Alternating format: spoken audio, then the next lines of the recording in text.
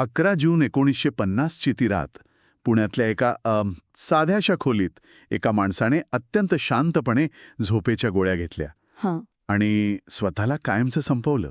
पण कसं आहे, हा माणूस साधासुद्धा नव्हता. हो. हा तोच माणूस होता ज्याने संपूर्ण महाराष्ट्राला खरा तो एकची धर्म, जगाला प्रेम अर्पावे, ही एवढी मोठी वैश्विक करुणेची शिकवण दिली होती. अगदी बरोबर. म्हणजे ज्या माणसाने देशाच्या स्वातंत्र्यासाठी पोलिसांच्या लाठ्या खाल्ल्या, अनेकदा तुरुंगवास भोगला आणि 100हून अधिक पुस्तके लिहून साहित्यविश्वात असा ठसा उमटवला जो आजही पुसला गेलेला नाहीये. आणि खरं तर हाच तो सर्वात अस्वस्थ करणारा विरोधाभास आहे. म्हणजे ज्या हातांनी हजारो तरुणांना जगण्याची आणि देशासाठी लढण्याची प्रेरणा दिली ना, त्याच हातांनी स्वतःचा शेवट का लिहून ठेवला. एका बाजूला सर्वोच्च आशावाद, समाजासाठी काहीतरी करण्याची अफाट जिद्द आणि दुसऱ्या बाजूला टोकाची अशी जीवघेणी निराशा. हो. या मागची कारणे शोधणे हे कोणत्याही विचारशील मनासाठी अत्यंत गरजेचे ठरते मला वाटतं. नक्कीच. केवळ एका लेखकाची कथा म्हणून नव्हे, तर एका हळव्या तत्वनिष्ठ माणसाची सामाजिक आणि मानसिक घुसमट कशी झाली याचा शोध घेण्याचं आपलं मिशन आहे. तर पांडुरंग सदाशिव साने म्हणजे आपले साने गुरुजी. हो, साने गुरुजी. त्यांचा जन्म 24 डिसेंबर 1899 रोजी कोकणातील पालगड या छोट्याशा गावात झाला. एका लहान गावातून सुरू झालेला हा प्रवास महाराष्ट्राच्या घराघरात कसा पोचला, हा इतिहास खरंच थक्क करणारा आहे. हो ना. आणि त्यांच्या या प्रवासातले काही टप्पे तर खरोखर अविश्वसनीय वाटतात. विशेषतः त्यांचा जो तुरुंगवास होता तो. नक्कीच. म्हणजे विचार करा, नाशिकच्या तुरुंगात असताना त्यांनी श्यामची आई हे पुस्तक लिहिलं. तुरुंग म्हणजे अशी जागा जिथे आजूबाजूला गुन्हेगार आहेत, अत्यंत कठोर आणि रुक्ष वातावरण आहे. अशा ठिकाणी बसून एखादा माणूस मातृप्रेमाचे आणि संस्कारांचे इतके हळवे आणि शुद्ध विचार कसे कागदावर उतरवू शकतो? तीच तर त्यांच्या मनाची ताकद होती. आणि फक्त नाशिकच्या तुरुंग नाही, तर धुळ्याच्या तुरुंगातील तो प्रसंगही तितकाच महत्वाचा आहे. तिथे ते आचार्य विनोबा भावे यांच्यासोबत होते. हो, तो गीता प्रवचनांचा प्रसंग. अगदी. विनोबा भावे रोज भगवद्गीतेवर प्रवचने द्यायचे आणि साने गुरुजी ती अत्यंत निष्ठेने लिहून काढायचे. त्यातूनच गीता प्रवचने या अजरामर ग्रंथाची निर्मिती झाली. म्हणजे तुरुंगात असतानाही त्यांच्यातला तो जो सर्जनशील विचार होता तो कधीच थांबला नाही. पण मला इथे एक गोष्ट सांगावीशी वाटते. त्यांच्या या साहित्याला आणि जगण्याला जो वैचारिक पाया होता तो खूप भक्कम होता. म्हणजे ते जे लिहत होते तेच ते जगत होते. अगदी तसं. शिवाय त्यांच्यावर महात्मा गांधीजींच्या अहिंसा आणि सत्य या तत्वांचा प्रचंड मोठा प्रभाव होता. त्यांच्या प्रत्येक लेखनातून मानवतावाद, समाजाप्रती असलेले कर्तव्य आणि जबाबदारी, ज्याला आपण धर्म म्हणतो, आणि आत्मत्याग म्हणजेच अल्ट्रुइझम ही मूल्य प्रकर्षाने जाणवतात. ते केवळ गोष्टी सांगणारे लेखक नव्हते, तर एका नव्या आणि नैतिक समाजाची जडणघडण करणारे विचारवंत होते. हो. त्यांची गीते बघा ना. बलसागर भारत होवो, विश्वात शोभुनी राहो. हे शब्द आजही ऐकले की अंगावर शहारे येतात. नक्कीच.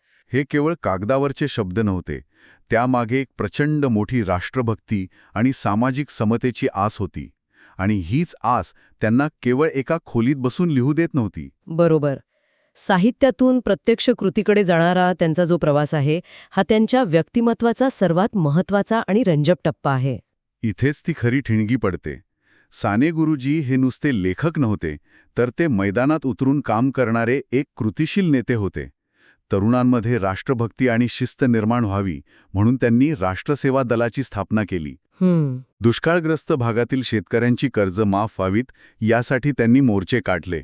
पण त्यांच्या सामाजिक कार्याचा सर्वात मोठा, सर्वात ऐतिहासिक आणि वादळी लढा म्हणजे पंढरपूरचा सत्याग्रह. मे 1947चा तो काळ. पंढरपूरच्या विठ्ठल मंदिरात दलितांना, ज्यांना तेव्हा हरिजन म्हटले जायचे, त्यांना प्रवेश नव्हता. आणि सर्वांना मंदिरात प्रवेश मिळावा म्हणून साने गुरुजींनी चक्क आमरण उपोषणाचे हत्यार उपसले. या उपोषणाने संपूर्ण महाराष्ट्रात मोठी खळबळ उडवून दिली होती. मंदिरात प्रवेश नाकारणाऱ्या सनातनी वृत्तीला हे एक थेट आव्हान होते. आणि या लढ्याला पाठिंबा देण्यासाठी महाराष्ट्रातील अनेक दिग्गज नेते पंढरपुरात दाखल झाले होते. हो. कर्तव्य साधनावरील एका लेखात आचार्य प्र के अत्रे यांनी 9 मे 1947 रोजी पंढरपूरमध्ये दिलेल्या ऐतिहासिक भाषणाचे काही अत्यंत जबरदस्त तपशील दिले आहेत. अत्रेंनी त्या सभेत साने गुरुजींना थेट महाराष्ट्राचा महात्मा आणि आधुनिक संत अशी उपाधी दिली होती. अत्रे म्हणजे तोफेसारखी वाणी. त्यांनी त्या सनातन वृत्तीच्या बडव्यांवर अत्यंत उपहासात्मक आणि मार्मिक टीका केली होती. हो, स्रोतांमध्ये त्या बडव्यांची नावेही येतात, शिरे, जेरे आणि डावरे. अत्रेंनी सभेला विचारलं होतं की हा खानदेशातला प्लेग तुमच्या पंढरपूरला कसा आला. बापरे. हे ऐकायला आज कदाचित गमतीशीर वाटेल, पण त्यावेळचा संघर्ष किती टोकदार होता हे यातून स्पष्ट होते. एका बाजूला साने गुरुजी शांतपणे प्राणांतिक उपोषण करत होते आणि दुसऱ्या बाजूला अत्रे आपल्या शब्दांच्या तोफा डागत होते. आणि हे लक्षात घेणं महत्वाचं आहे की आपण इथे केवळ त्यावेळच्या ऐतिहासिक नोंदींचा भेद घेत आहोत. या राजकीय आणि सामाजिक संघर्षात दोन्ही बाजूंचे विचार अत्यंत तीव्र होते. अगदी बरोबर. पण अत्रेंचे ते भाषण केवळ टीका करणारे नव्हते, तर त्यात साने गुरुजींच्या निस्वार्थीपणाची जाणीव करून देणारा एक असा किस्सा होता जो ऐकून खरंच थक्क व्हायला होता. व 1000 रुपयांचा किस्सा, तो प्रसंग खरोखरच अंगावर काटा आणणारा आहे. अत्रेंनी भाषणात सांगितलं की एका सभेच्या वेळी साने गुरुजींच्या खिशातून कोणीतरी चक्क 1000 रुपयांची नोट चोरली होती. बापरे, त्या काळात 1000 रुपये म्हणजे प्रचंड मोठी रक्कम, आणि तीही साने गुरुजींसारख्या फकीराच्या खिशातून. नेमके तेच. आणि सर्वात वेदनादायी गोष्ट म्हणजे ते पैसे गुरुजींचे स्वतःचे नव्हते, तर ते एका अत्यंत गरीब कुटुंबाच्या मदतीसाठी वापरले जाणार होते. अरे रे. गुरुजींना याचा प्रचंड धक्का बसला. मग त्यांनी अत्रेंकडून 1000 रुपये घेतले आणि ती मदत त्या कुटुंबापर्यंत पोचवली. त्या बदल्यात त्यांनी अत्रेंना शब्द दिला की ते अत्रेंच्या नवयुग या साप्ताहिकात लेख लिहितील. पण गुरुजींच्या पाठीमागे सामाजिक कामाचा एवढा व्याप होता की त्यांना पुढील 6 महिने काहीच लिहिता आले नाही. हो, आणि गुरुजींसारख्या तत्वनिष्ठ माणसाला ही गोष्ट आतल्या आत खात होती. अखेर त्यांनी स्वतःचे पैसे थोडे थोडे करून जमा केले आणि ते 1000 रुपये एक दिवस अत्रेंना परत पाठवले. सोबत एका पत्रात त्यांनी जे लिहिलं ते त्यांच्या चारित्र्याची उंची दाखवून देतं. त्यांनी लिहिलं, पैसे घेण्याची मला लाज वाटते, कारण मी तुमच्यासाठी काहीही लिहू शकलो नाही. असा हा निस्वार्थीपणा. याच निस्वार्थीपणातून तो पंढरपूरचा लढा उभा राहिला होता.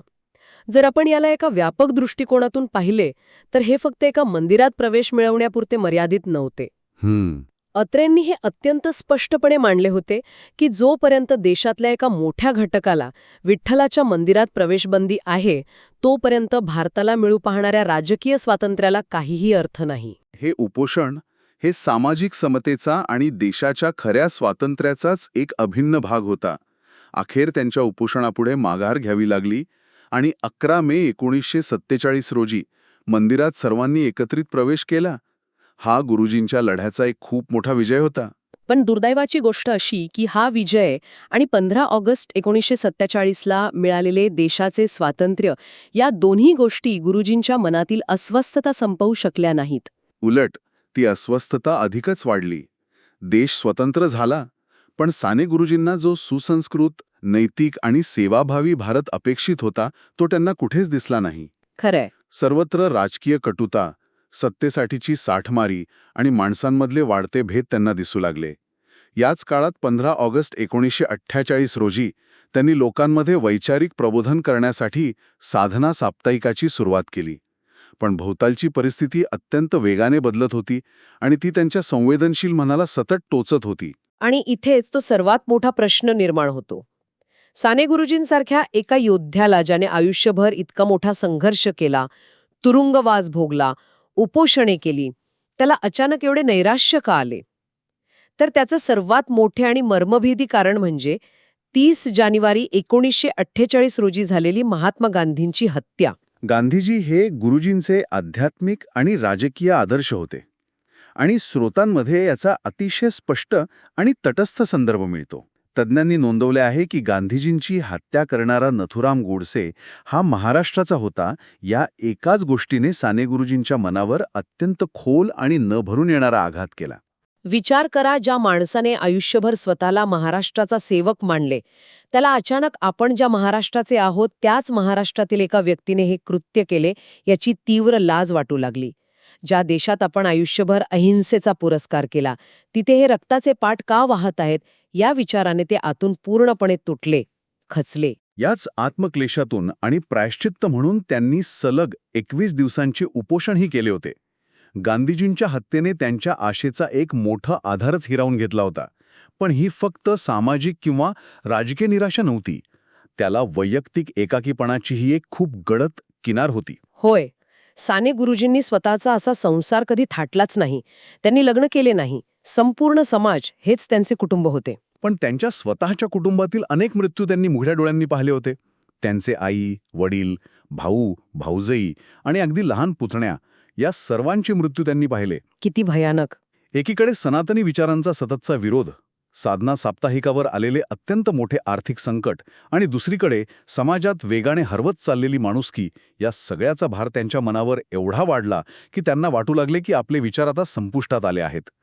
ते स्वतःला या जगासाठी एक ओझे समजू लागले होते. एक अत्यंत संवेदनशील माणूस जेव्हा समाजातील क्रौर्य आणि मूल्यहीनता पाहतो तेव्हा त्याचे मन किती विदीर्ण होऊ शकते हे साने गुरुजींच्या या अवस्थेवरून लक्षात येते. जे लोक फक्त स्वतःसाठी जगतात ते कदाचित अशा परिस्थितीतून मार्ग काढतात किंवा तडजोड करतात. बरोबर. पण जे लोक केवळ आणि केवळ समाजासाठी जगतात त्यांना समाजात जेव्हा दिशाहीन झालेला दिसतो तेव्हा त्यांचा जगण्याचा मूळ आधारच हरवून बसतो. तर मग या सगळ्याचा नेमका अर्थ काय काढायचा? 11 जून 1950ची ती रात्र पुण्यातल्या त्या खोलीत साने गुरुजींनी झोपेच्या गोळ्या घेतल्या. मृत्यूला कवटाळण्यापूर्वी त्यांनी जे शेवटचं पत्र लिहिलंय ते वाचताना आजही डोळे पाणवतात. त्या पत्रात त्यांनी कोणालाही दोष दिला नाही, कोणाबद्दलही कटुता व्यक्त केली नाही, उलट त्यांनी सर्वांची क्षमा मागितली. त्यांनी त्या पत्रात लिहिलं होतं, माझं काम आता संपलंय असं मला वाटतंय. माझ्या मनाची शक्ती आता क्षीण झाली आहे. आता मला विश्रांती हवी आहे. ज्या माणसाने आयुष्यभर स्वतःसाठी क्षणभरही विश्रांती घेतली नाही, रात्रंदिवस समाजाचा विचार केला, त्याला अखेरची शांतता हवी होती. पण त्यांच्या या निर्णयानंतर समाजातून अनेक प्रतिक्रिया आल्या. काहींनी अत्यंत असंवेदनशीलपणे या आत्महत्येला भेकडपणा म्हणलं, पळून जाणं म्हणलं. पण इथेच आपण त्या विश्लेषणात्मक लेखांकडे वळले पाहिजे. प्राध्यापक हरी नरके यांचा लेख आणि ग.प्र. प्रधान यांचा लेख या निर्णयाकडे एका अत्यंत वेगळ्या, सखोल आणि मानवी दृष्टिकोनातून पाहतात. हां. प्राध्यापक नरके हे अत्यंत स्पष्टपणे मांडतात की ही कोणतीही हार किंवा भेकडपणा नव्हता. ती एका अतिसंवेदनशील मनाची तत्कालीन क्रूर वास्तवाशी झालेली एक जीवघेणी धडक होती. त्यांनी काही उदाहरणे दिली आहेत ना? हो, ते उदाहरणे देतात की जसे The Old Man and the Sea लिहिणाऱ्या नोबेल विजेत्या अर्नेस्ट हेमिंग्वे याने स्वतःचं जीवन संपवण्याचा निर्णय घेतला, किंवा अगदी लहान वयात संत ज्ञानेश्वरांनी समाजाचे अत्यंत विदारक वास्तव अनुभवल्यानंतर समाधी घेण्याचा निर्णय घेतला. तसाच हा एक योद्ध्याचा थकवा होता. एक निरर्थकतेचा थकवा. अगदी. जेव्हा एका योद्ध्याचे रणांगणच हरवते, जेव्हा जीवनरस आटतो, तेव्हाची ती मानसिक घुसमट समजून घेणं आवश्यक आहे असे नरके सुचवतात. तो लढण्याचा कंटाळा नव्हता, तो निरर्थकतेचा थकवा होता. ग. प्रधान यांनीही त्यांच्या लेखात एक अत्यंत महत्त्वाचा आणि वेगळा विचार मांडला आहे. ते म्हणतात की गुरुजींची लेखणी ही नेहमीच त्यांच्या कृतिशील जीवनावर अवलंबून होती. स्वातंत्र्यलढ्यात त्यांना समर्पण करण्यासाठी प्रचंड मोठे ध्येय होते, पण स्वातंत्र्यानंतर ते ध्येय अचानक हरवले. प्रधान यांचे म्हणणे असे आहे की जर त्यावेळी आचार्य विनोबा भावे यांच्या भूदान चळवळीसारखे एखादे मोठे राष्ट्रव्यापी आंदोलन सुरू असते तर गुरुजींना स्वतःला समर्पित करण्यासाठी नक्कीच एक नवे आणि विधायक ध्येय मिळाले असते. ते त्या चळवळीत स्वतःला पूर्णपणे झोकून देते आणि कदाचित त्यांचे प्राण वाचले असते. पण दुर्दैवाने 1950च्या त्या काळात अशी कोणतीही मोठी चळवळ अस्तित्वात नव्हती ज्यामुळे त्यांच्यातील तो ध्येयवादी कार्यकर्ता अचानक एकाकी पडला, दिशाहीन झाला. आणि म्हणूनच या सगळ्या चर्चेच्या शेवटी आचार्य अत्रे यांचे एक विधान अत्यंत मर्मभेदी ठरते. होय. अत्रे म्हणाले होते की साने गुरुजींनी स्वतःला संपवले नाही, तर आपण एका महात्म्याला जगाला जागा ठेवली नाही.